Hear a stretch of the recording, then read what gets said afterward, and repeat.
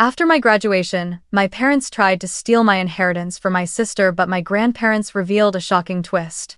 Hi, my name is Amelia Carter. I am 22 years old, and I was born and raised in a small, quiet town on the outskirts of Cleveland, Ohio. From the outside, my family looked like any ordinary middle-class household, with a two-story home, a small garden, an old garage that smelled of motor oil, and two daughters growing up together. But inside those walls was a world full of cracks that only I could truly feel. Throughout my childhood, I learned how to live as an invisible person within my own home. It all started with the constant and unapologetic favoritism my parents showed toward Sophia, my younger sister, 2 years my junior. To them, Sophia was a precious jewel to be treasured, while I was just a shadow, existing only to serve, to sacrifice, and to stand as the backdrop for her to shine. I still remember my 10th birthday when my mother baked a small cake from a store-bought mix, and dinner that night was nothing more than simple spaghetti and meatballs. I didn't dare complain. I just quietly blew out the candles and made a vague wish I can no longer recall.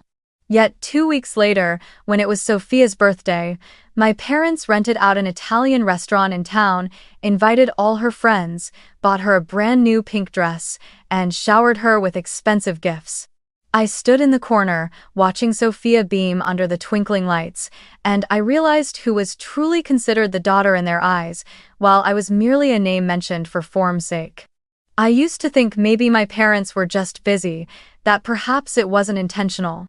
But as the years went by, the repetition of it all made it impossible to keep lying to myself.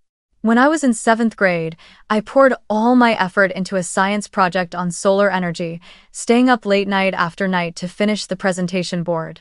I brought home first prize at school, received praise from my teachers, and even had my name featured in the local newspaper. I waited, hoping for a word of recognition, a hug, something from my parents. But that evening, all they said was, "Yeah, that's good," before turning to Sophia to ask if she had finished her math homework. And the cruelest part? Just a week later, Sophia came home with a B+ in English, and my family immediately took her out to celebrate as if she had just won a Nobel Prize. I sat quietly in the back seat, my chest tight with bitterness, listening to their laughter and wondering if it would ever be my turn to be celebrated. I can still hear my mother's voice, the one that haunted me all throughout childhood. She always said, "Amelia, you're the older sister, you have to sacrifice for her. You're stronger, you're smarter, you have to give way to your sister."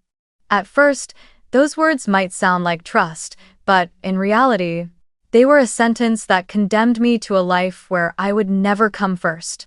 Over time, I learned to swallow my tears, to stay silent, never complain, and just endure quietly. But the feeling of never being enough, of always being second best, clung to me like a long dark shadow. It made me look in the mirror and fail to see any worth in myself. I became a child who lived in silence, trying to do everything perfectly in the desperate hope that one day I might finally be acknowledged. But that day never came. And slowly, I came to understand that in this family, perhaps the only place meant for me was to remain invisible. As I entered my teenage years, I slowly realized that if I kept waiting for recognition from my parents, I would never truly find my own worth. Their silence and indifference forced me to seek another way to survive. I threw myself into studying as if it were the only lifeline keeping me from drowning. I devoured every book I could find in the school library, from science and literature to history, because I knew knowledge was the only thing that could open a way out of that cramped and suffocating house. Beyond that, I joined every club I could. The science club, the debate team, and even the weekend volunteer group. I wasn't always the best, but I needed a place to prove that I could do something, that I wasn't invisible. I needed a space where my voice could be heard, even if it was only within the small walls of a club meeting. But the older I grew, the more I understood that none of those achievements would ever change my parents. When the time came to apply to college, I once again faced the harsh truth that I could only rely on myself. While my friends had parents who sat with them for hours, polishing every line of their essays and taking them to meet admissions counselors. I sat alone at my desk in my tiny room, rewriting my personal statement over and over until the drafts piled high. I taught myself online how to write, how to apply for scholarships, how to fill out every section of the forms. My parents never once asked me which schools I had chosen, nor did they offer to help in any way. All of their attention was poured into Sophia, who at that time was busy competing in local dance contests. I remember overhearing my mother telling an acquaintance, "Sophia is the one with real potential, she could become a star." As for me, in their eyes, I was just the smart but dry daughter, someone with no future worth mentioning. The day I received my college acceptance letter, I broke down in tears. Not tears of pure happiness, but of bitter sorrow when I shared the news with my parents and was met only with an indifferent nod. I can still remember my father glancing up from his newspaper and saying, "Good, at least you won't be bothering us anymore."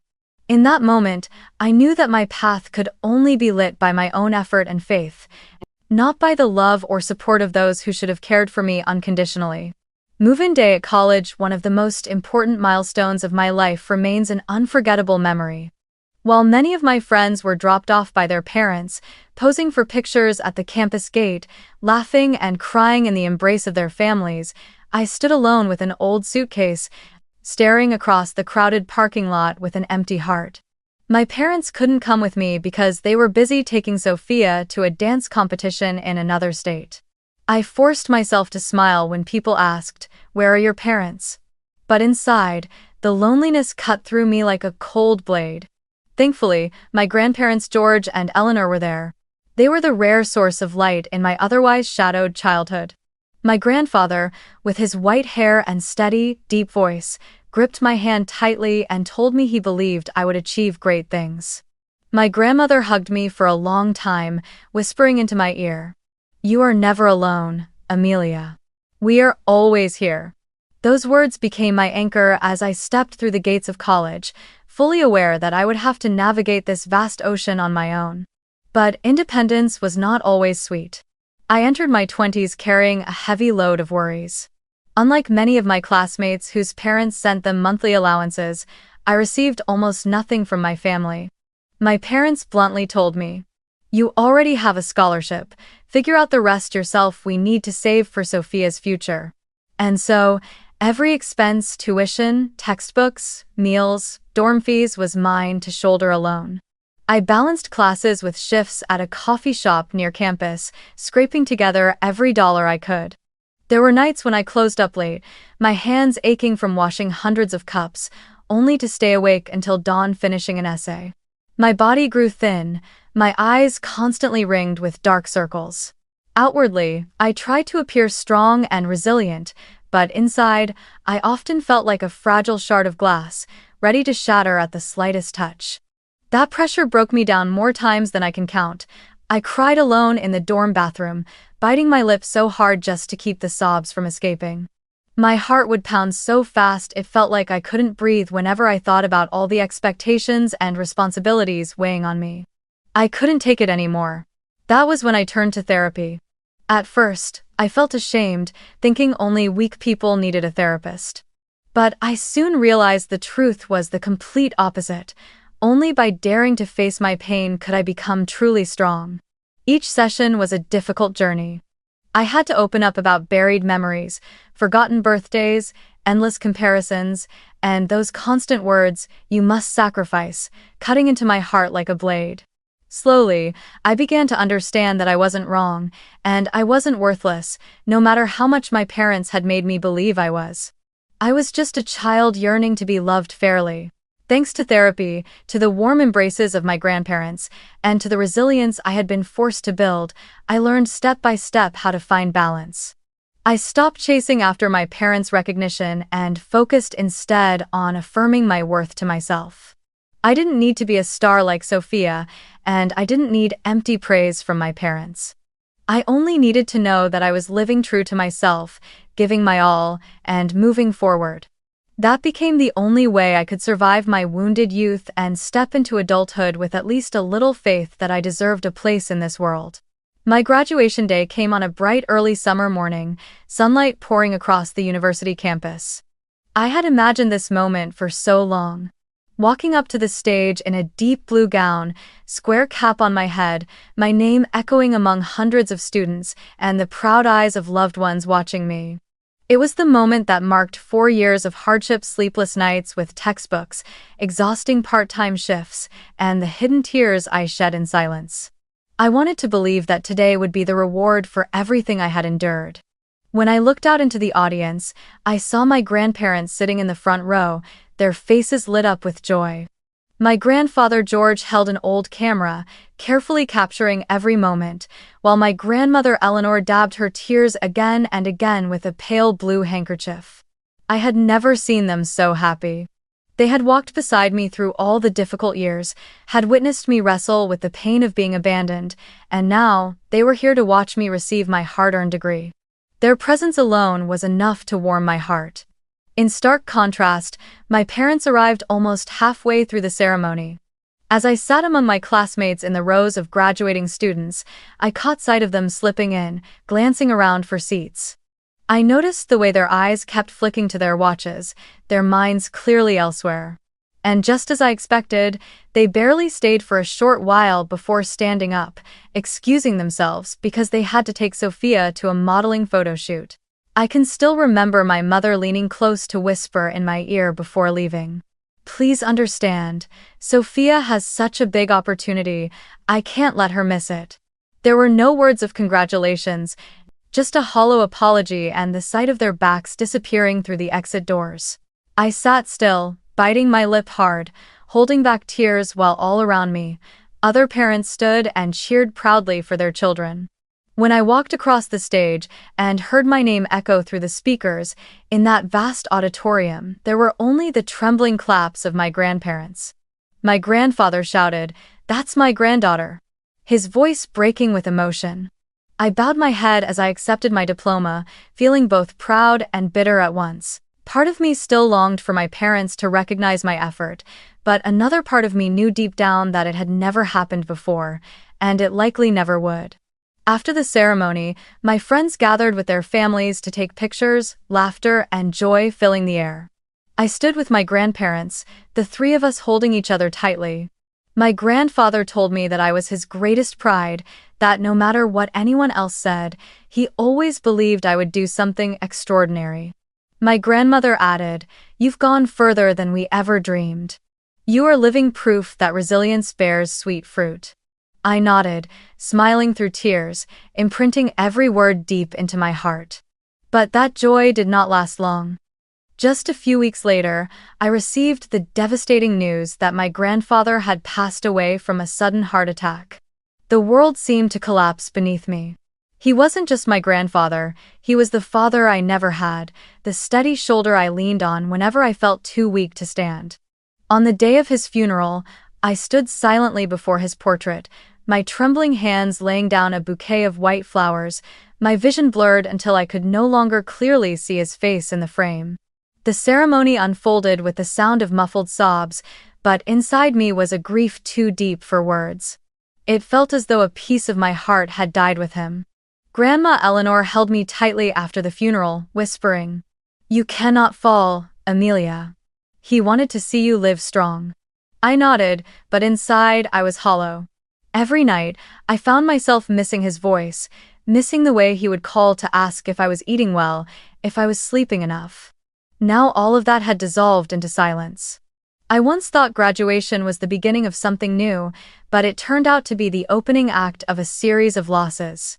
In the chaos that followed the funeral, I never imagined that his will would be the spark dragging the entire family into conflict. I believed that the love he gave me was enough, that the final words of encouragement he left behind would be the greatest inheritance. But then I discovered he had left more than that, a significant portion of his assets, carefully structured with deliberate conditions. At the time, I couldn't foresee how those sheets of legal paper would become fuel for a fire, igniting a family battle I had never wished to fight. All I knew was that a new chapter had begun, a chapter where I would have to face the raw truth about greed, favoritism, and the strength my grandfather had quietly entrusted to me. The will reading took place in a formal conference room at a law office in downtown Cleveland. The air there was both solemn and heavy, like a door closing tightly between the past and the future. I sat beside Grandma Eleanor, her hands trembling but her gaze steady and fierce. In my mind, I could still see Grandpa George, the man who had watched over every step I took. I thought I had cried all the tears I had at his funeral, but the reading of the will stirred up a new tide of emotions in me. Grief, gratitude, and fear all at once. My grandfather's lawyer, a middle-aged man named Jonathan, opened a thick folder and began reading in a measured voice. Grandpa, a successful investor for decades, had left behind an estate worth over $3 million. I heard a murmur ripple through the relatives as the number was announced, like a jolt of electricity rushing across the room. Jonathan went on, explaining that the inheritance would be divided equally among the 4 grandchildren. Myself, my sister Sophia, and our 2 cousins. Each of us would receive roughly $750,000, a figure that made my heart race. I sat frozen, my nose stinging as tears threatened to spill. In my mind, I immediately saw the burdens this money could lift. It meant the student loans that had kept me awake countless nights, the small dream of starting a business I had shelved for lack of capital, the hope of a future where I could finally stand on my own without being looked down on by my family. To me, $750,000 wasn't just money, it was recognition, proof that my grandfather believed in me and entrusted me with a chance to live the life I deserved. When the will reading ended, I wanted nothing more than a few quiet minutes to breathe, to let gratitude for my grandfather wash over me. But almost instantly, my parents pulled me out of the conference room, their eyes cold and their voices sharp, as if a battle had been waiting all along. My father stepped directly in front of me, his eyes stern and pressing down like a weight. He said, "Amelia, you need to give your share to Sophia. She's the one who needs to be taken care of. You're strong. You can manage on your own." My chest tightened, but before I could respond, my mother cut in, her tone soft on the surface, yet each word slicing like a knife. "Your grandparents don't understand Sophia the way we do. She's fragile, delicate.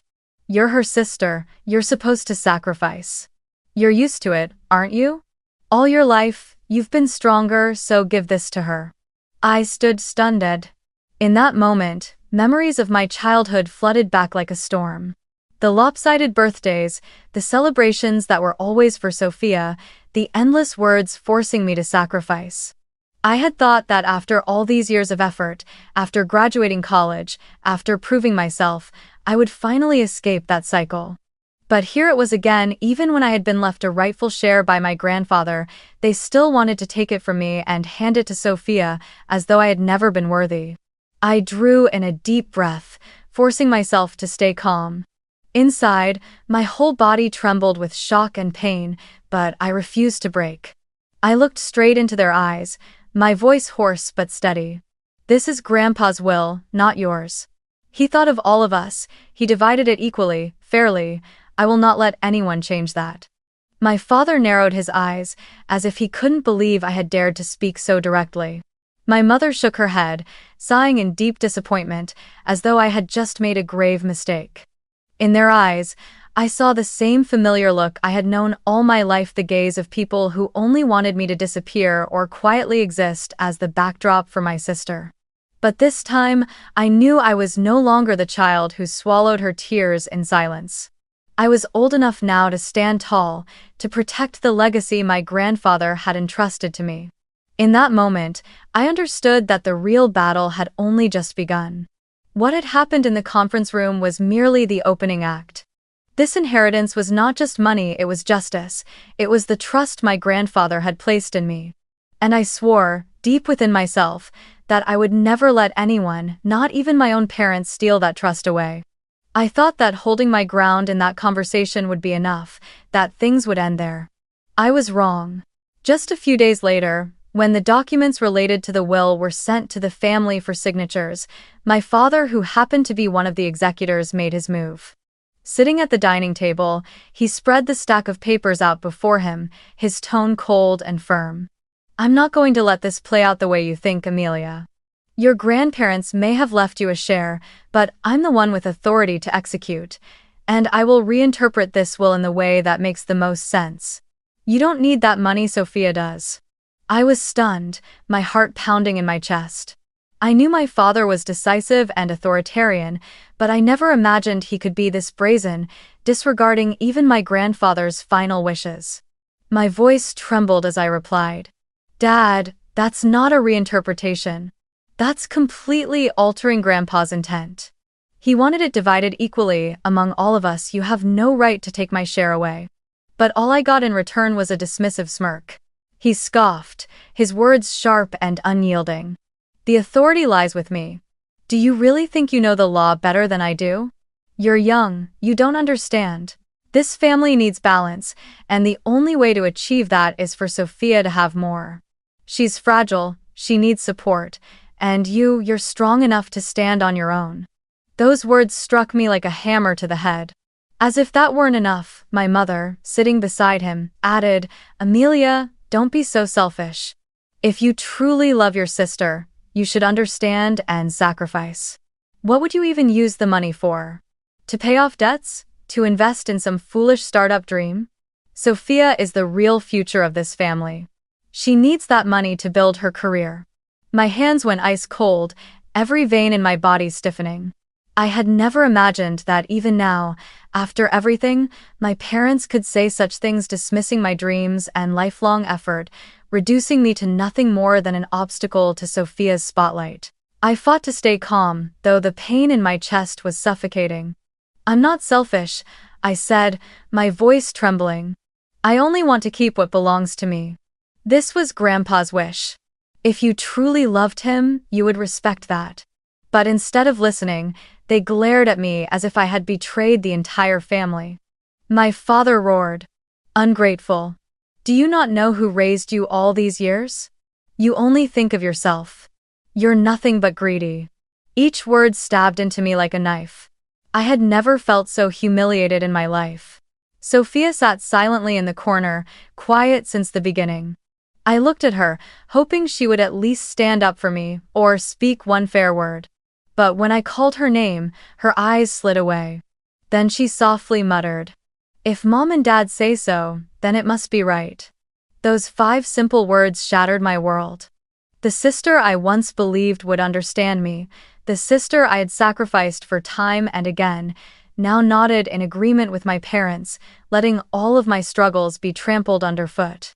I sat there, my hands clenched so tightly beneath the table that my nails broke the skin, blood seeping out as my chest burned with rage. My mind replayed every effort of the past 22 years. The endless nights bent over textbooks, the exhausting part-time shifts, the times I cried alone in a bathroom, feeling worthless. I had done everything to prove I wasn't invisible. I had earned my degree on my own, and now Grandpa had given me the greatest trust and inheritance to start a new life. Yet, in just moments, my parents had decided to rip it away from me, and my sister betrayed me with her silence. The feeling was no different from being thrown back into my childhood, left in the corner while Sophia received all the cheers, given a small cake while she got the grand party. Only this time, it wasn't a birthday, it was the fate of my entire future on the line, and I was about to lose it again. Every effort, every drop of sweat, every dream I had ever held was being disregarded, poised to be erased by the very people who were supposed to protect me. I had never felt injustice so raw, so merciless, in my entire life. In that moment, I swore to myself, if I bowed my head this time, I would lose everything forever, not just the money, but my very belief in my own worth. Yet, at the same time, fear screamed inside me. Could I really stand up against my parents, who held both power and control? Would all of my efforts once again be swept away, just as they always had been before? I sat there in silence, tears streaming down my face, with only one thought echoing in my mind. Everything I had built, everything my grandfather had believed in, was about to be stolen from me. And this time, I wasn't sure I had the strength to endure it. That night, I returned to my small apartment with swollen eyes and a heart utterly exhausted. I had spent the entire afternoon in my parents' living room, listening to them accuse me of being selfish, ungrateful, greedy. Sophia remained silent, only nodding faintly in agreement with them. Never had I felt so completely alone. I clutched my pillow and cried until I couldn't breathe, convinced that everything I had fought for was about to be swallowed up in an instant. But in the midst of that despair, I thought of my grandmother Eleanor. All my life, she had been the one constant holding me close when I was hurt, listening when I had no one else to confide in. I knew she was the only one who could understand the storm I was facing. The next morning, I took an early bus to my grandparents' old house on the outskirts of Cleveland. That house always carried a strange warmth, with the faint smell of baked goods in the air, and family photographs lining the hallway, memories tied to the rare days when I truly felt loved. My grandmother opened the door, and when she saw my worn-out face, she pulled me into her arms at once. "My dear girl, what's happened?" she asked, her voice filled with worry. I couldn't hold it in any longer. I broke down sobbing on her shoulder and told her everything. How my father had declared he would reinterpret the will to hand my entire share to Sophia, how my mother had called me selfish, and how Sophia had silently agreed. She fell quiet for a moment, then took my hand, her eyes glowing with a sternness I had rarely seen. "Amelia, you don't know this, but your grandfather foresaw this a long time ago." I looked up at her, stunned. She sighed softly, walked into the living room, and pulled out an old wooden box, its surface worn with age. Inside, she took out a bundle of documents, clipped and sealed carefully. "Years ago, when you and Sophia were still children," she explained, "your parents tried to pressure us into changing the will. They wanted the entire estate to go to Sophia, claiming she was the one with real potential." My chest tightened as her words sank in. So this favoritism wasn't just in the everyday slights, it had reached all the way into their final wishes for the family fortune. Grandma continued, her voice trembling yet filled with pride. "Your grandfather was furious at the time. He said his love for you children was equal, and there would never be a day when one received everything while the other got nothing. After that, he decided to add a special clause to the will. Anyone who attempted to change or reinterpret the equal division would immediately forfeit their own share of the inheritance." My mouth fell open. A shiver ran through my entire body, like a current of electricity surging down my spine. I whispered, "You mean, if my father really does what he said?" Grandma nodded, her eyes shining with pride. "Exactly. Then he himself would lose his inheritance. Your grandfather foresaw this favoritism, and he wanted to protect you." In that moment, I trembled with both fear and relief. For so many years, I had wondered whether Grandpa truly understood my pain, whether he saw the blatant favoritism in our family. And now I knew without a doubt, not only had he seen it, but he had taken action to fight against it. He had left me not just money, but also a legal shield, a clear sign that he believed in fairness. I broke down in tears, this time not only from sorrow but from a profound sense of gratitude. Grandma held my hand tightly, her voice steady and unwavering. "You are not alone, Amelia. I won't let your parents steal what belongs to you. Your grandfather put that clause in place to protect you. Now we must act." She picked up the phone and immediately called Jonathan, my grandfather's lawyer, requesting an urgent meeting.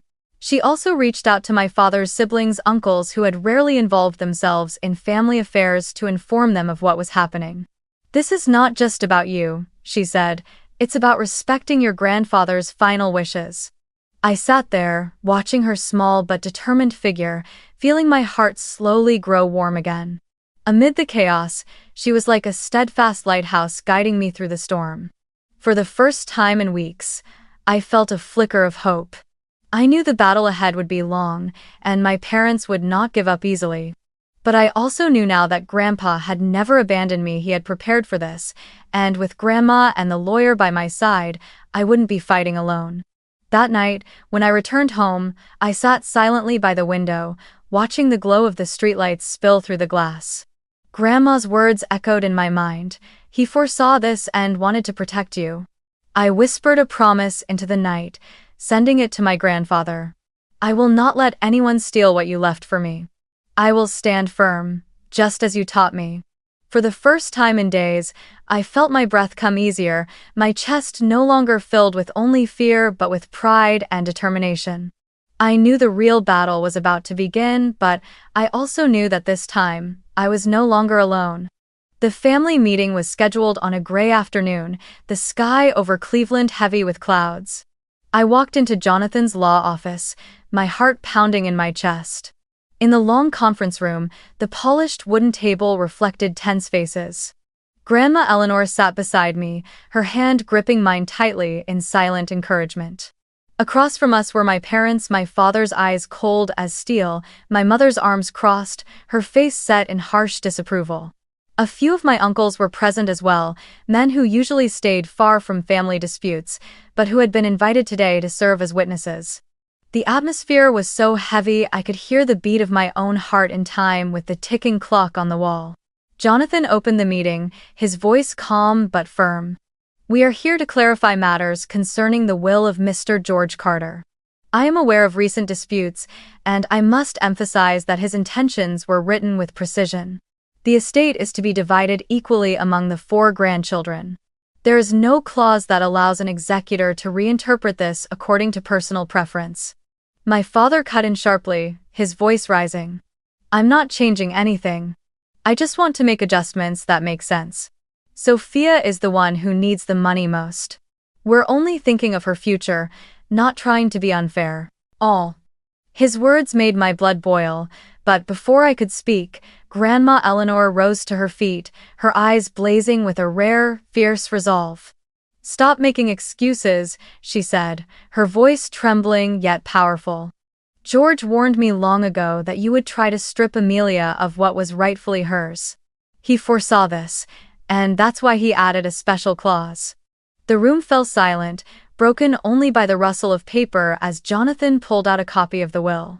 Adjusting his glasses, he read slowly, every word landing like a hammer.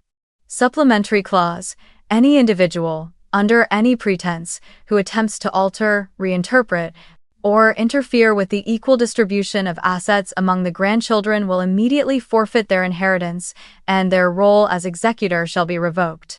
The words cut through the tense air like a thunderclap. I watched my father's face flush crimson, his lips pressed into a thin, rigid line, while my mother's eyes widened in shock. Around the table, my uncles exchanged murmurs, and one even nodded slightly, as if justice had finally spoken aloud. Jonathan went on, his voice sharp as steel. Since Mr. Carter, the father of Amelia, openly expressed his intention to reinterpret the will, under this clause he is immediately removed from his role as executor. The authority will be transferred to the designated substitute, and his share of the inheritance will be subject to review. In that instant, I watched my father's carefully laid plan collapse like a sandcastle struck by waves. He shot to his feet, roaring, "You are tearing this family apart. Amelia, you are the reason everything is falling apart. If you weren't so greedy, none of this would be happening." My mother quickly joined in, tears shimmering in her eyes as though she were the true victim. "Amelia, you're breaking my heart. Are you really turning against your own parents over money? Don't you see this family is being shattered because of you?" I sat there, tears streaming uncontrollably. Every accusation landed like a blade driven straight into my chest. A part of me wanted to collapse, to apologize just to escape the crushing weight of their voices. But then I remembered my grandfather's eyes on my graduation day, the sound of his voice when he said I was his greatest pride. I drew a deep breath, stood to my feet, my voice trembling but resolute. "I'm not stealing anything, I am only keeping what Grandpa left for me. This was his will, not mine. I don't want to divide this family, but I will not let anyone demean me ever again." The room fell into silence. My parents stared at me as though they no longer recognized the daughter who had once been obedient and quietly endured everything. I felt my grandmother's hand on my shoulder, gripping firmly, as if to say, "You did the right thing." For the first time in my life, I did not bow my head. I stood face to face with injustice, gathering every ounce of courage forged from years of pain. Tears fell, But they were not only tears of sorrow, they were tears of release. When the meeting ended, my father stormed out, my mother quietly following behind him. I sank into a chair, my whole body trembling, yet inside me rose a strange new feeling. Strength. I had done something I had never dared before. I had stood up openly, I had defended myself in front of everyone. And in that moment, I understood that this was only the beginning. But at the very least, for the first time in my life, I had stood tall without the weight of favoritism pressing me down. I had finally found my own voice. A few days after that tense family meeting, I assumed Sophia would avoid me. All throughout our lives, she had never truly taken my side, and in that meeting her words, "If mom and dad say so, then it must be right," had cut into me like a knife. I expected nothing more from her, and I thought the gap between us would only grow wider. But one evening, after I returned home from another long shift at work, still fumbling with the apron strings around my waist, there was a knock at the door. When I opened it, Sophia stood there, wearing a faded jean jacket, her face clouded with hesitation. I froze for a moment, unsure how to react. Years of bottled-up hurt made me want to slam the door shut, but her eyes, fragile, uncertain, almost pleading, stopped me. I silently stepped aside and gestured for her to come in. She sat down on the couch, nervously twisting the hem of her jacket like a child searching for words of confession. The small room was quiet, filled only with the steady tick of the clock. Then she looked up, her voice trembling. "I'm sorry, Amelia. At that meeting, I should have spoken up. I should have defended you, but I was scared. I've never known how to stand up to mom and dad." I stared at her, torn between anger and surprise. For as long as I could remember, Sophia had been the pampered one, the center of attention. But now she sat before me like someone lost. She drew in a deep breath and went on. "You don't understand, being the golden child isn't easy. Mom and dad always put me on a pedestal, demanding I be perfect, successful, constantly making them proud. Every time I got tired, every time I wanted to stop, they would say, 'You are not allowed to fail. You're our only hope.'" I felt like nothing more than a puppet. Her voice cracked, her eyes red with tears. "Sometimes, I envied you. At least you got to live as yourself. I've never had that. I've always been acting a role." My heart softened. All these years, I had only seen the surface: Sophia's privileges, her lavish birthday parties, the endless praise. I had never considered that behind that glittering light were invisible chains. She let out a long sigh and added quietly, "You made me realize I have to live my own life. Watching you stand up in that meeting, watching you defend yourself, it made me see that I need to change too." I didn't know what to say, I just let the tears fall. Perhaps this was the first time Sophia had ever truly opened her heart to me, not as the golden child of our parents, but as a 20-year-old girl lost at a crossroads in her life. She hesitated, then continued.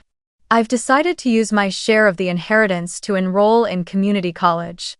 I don't know yet what I'll study, but this time, I'll choose for myself, not follow what mom and dad want." I looked at her, my chest swelling with emotion. It was the first time Sophia had spoken about making her own decision without parroting our parents' words. The first time she dared to step out of the flawless shell they had forced around her. I gave her a faint smile, my voice rough with tears.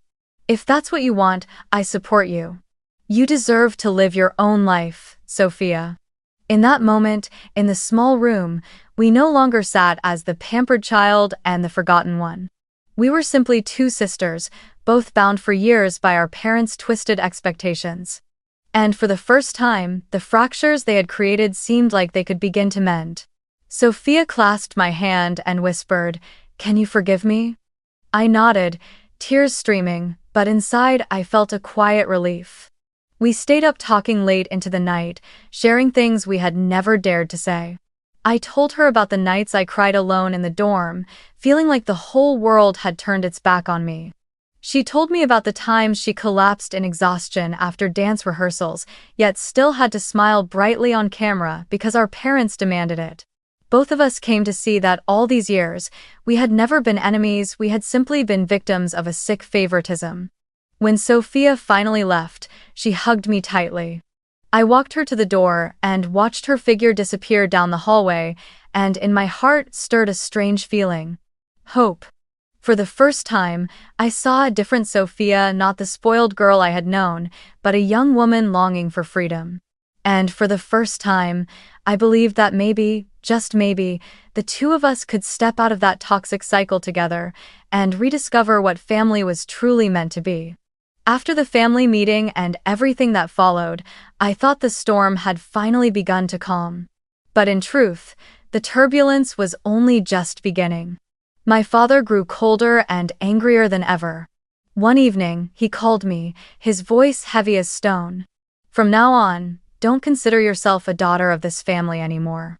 You've shamed your parents, torn this family apart over a few dollars. If you've chosen your own path, don't expect anything from us." Then he delivered the final blow, like a knife to the chest. "The house you grew up in, I'm selling it. I don't need to keep anything that reminds me of an ungrateful child." I sat frozen, the phone trembling in my hand. That childhood home, filled with so many painful memories, was still the place where I'd known rare moments of comfort in my grandparents' arms, still the place where I'd spent hours reading books just to escape reality. And now my father was willing to erase it completely, as if cutting off every last thread that bound us. Alone in my small apartment, I felt utterly hollow. I knew he was furious about being removed as executor, but I hadn't expected him to wield that anger as a weapon to threaten me, to deny my very existence. In that moment, I felt orphaned a second time, not because I had lost my grandfather, but because I had lost my father too, the very person who should have protected me. Yet while my father sank deeper into bitterness, my mother began to change. One afternoon, she appeared at my door unexpectedly. When I opened it, I saw a face I barely recognized. Dark circles under her eyes, her cheeks sunken, as though she had been crying for days. She stood there clutching her handbag tightly, her voice trembling. "Amelia, I was wrong." I was stunned, unable to believe what I was hearing. The woman who had spent years repeating the same phrase, "You're the older sister, you have to sacrifice," was now admitting fault. We sat down, the silence between us heavy. Then she spoke. "I haven't been able to sleep. I look at Sophia, I look at you, and I see the weight I've placed on both of you. I thought spoiling Sophia was love, but really I was chaining her. And with you, I thought forcing you to sacrifice was fair, but, in truth, I was crushing you." Her voice broke. "I've started therapy. The doctor says I need to relearn how to love. I don't expect you to forgive me right away, but I want you to know I will try." Ah! Hearing those words, I was both stunned and faintly hopeful. Never in my life had I heard my mother admit she was wrong. Part of me wanted to reject her, to respond with the same coldness my father had always shown me. But another part of me felt my heart soften. I could not forget the wounds she had caused, but I also could not deny the courage it took for her to come here and confess it all. I said quietly, "If you truly change, I will wait. But I need to see respect, not just promises." My mother nodded, tears streaming down her cheeks. For the first time, I felt sincerity in her. Through all the chaos, Grandma Eleanor remained my greatest anchor. She called often to ask if I was eating, reminded me to get enough sleep. One afternoon, when I visited, she pulled me down into her familiar armchair and said, "Amelia, do you know, your grandfather was always proud of you. He once told me that of all the grandchildren, you were the most resilient. He knew you endured unfairness, but he believed that very struggle would make you stronger than anyone else. You were the light of his life." I clung to her and wept. Those words were like medicine, slowly filling the emptiness my parents had left behind. Through it all, I realized something. Family is not defined by blood. Blood does not always equal love. My father who shared my blood was the one who tried to strip everything away from me. Meanwhile, my grandparents who chose to love me fairly were the ones who truly embodied family. And Sophia, For the first time, stepping out of her role as the golden child was someone I could finally begin to build a real bond with. I sat down with my old journal, my handwriting shaky but firm. Family is not a place where you are forced to sacrifice, nor where love comes with conditions. True family is where you are respected, heard, and loved for who you are. I knew the journey ahead would still be long. My father might never accept me, and the scars of childhood would not disappear overnight. But I also knew I had broken free from the chains. I had my grandmother, the memory of my grandfather, and the chance to rebuild with my mother and sister. And most importantly, I had myself stronger, prouder, and fully aware of my own worth. When the storms finally quieted, I began to look forward with new eyes. The inheritance my grandfather left me, $750,000, was not just money, but an opportunity to rewrite my life. I remembered the long nights staring at my computer screen, terrified of tuition bills, of student loans coiling around my neck like a noose. The very first thing I did was pay off those loans. The day the final payment cleared, I sat in my tiny apartment and let out a long, steady breath. For the first time in years, I felt free from the weight of debt. I could finally walk forward without bowing under financial chains. But I didn't stop there. I knew there were so many others like me, students abandoned by their families, belittled, forced to struggle just to survive. I had once been one of them. And I wanted to use this opportunity to give back to those who hadn't been as fortunate as I was to have the support of my grandparents. So I decided to establish a small scholarship fund, the George and Eleanor Foundation, named in honor of the grandparents who believed in me when no one else did. The scholarships would be for young students cast aside by their families but determined to pursue an education. The day I signed the papers to make it official, my heart swelled with pride. I knew, wherever they were, my grandparents were smiling. It was during this time that I also came to understand something vital. My worth had never rested in my parents' recognition. All through my childhood, I had ached for a word of praise, a proud look in their eyes. But now I knew I didn't need that anymore. My value came from the nights I stayed awake finishing a science project, from the long hours I worked to pay for textbooks, from every step I walked, every tear and drop of sweat I overcame on my own. My worth came from my effort and the life I chose to build, not from anyone else. My relationship with Sophia also began to shift for the better. After that night, we texted and called often. She told me about her first days at community college, the mix of nerves and excitement at finally making her own decisions. I shared with her my job search, my long-term plans for the foundation. We learned to listen to each other, no longer letting our parents' voices wedge us apart. I realized that once we both stepped out of the cage of favoritism, we could finally be true sisters, companions, not rivals. My mother continued faithfully with therapy. Sometimes she visited me, bringing dishes she had just learned to cook. We didn't rush into forgiveness, but at least we began speaking as two people trying to understand each other. My father remained silent, distant. Perhaps he will never change. But I no longer let that define my worth.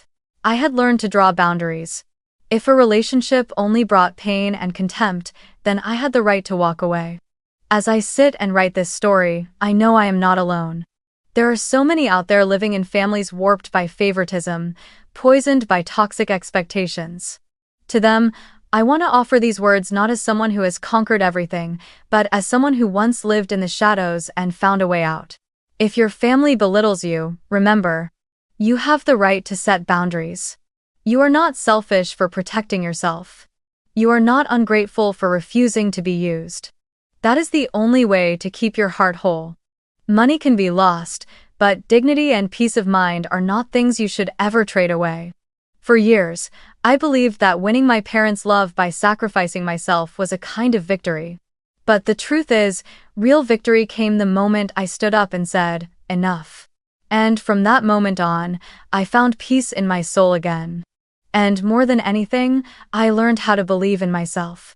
My grandparents had believed in me from the very beginning, and now I carry that belief forward. I don't need anyone's approval to know that I have worth. I only need to look back at the journey I've taken to understand that I am stronger than I ever thought I was. If you're listening to this story, maybe you too have been abandoned by your family, underestimated, or made to feel like you weren't enough. I want you to know that you are not alone. You can rewrite your own story. You can find new people, friends, colleagues, mentors who will become your true family. And most importantly, you can become family to yourself through the respect and love you give to who you are. That is the greatest legacy my grandfather left me. Not the money, but the belief that I am worthy. And in the end, I finally learned to believe in myself. Thank you for listening to my story, and I'll see you again in the next one.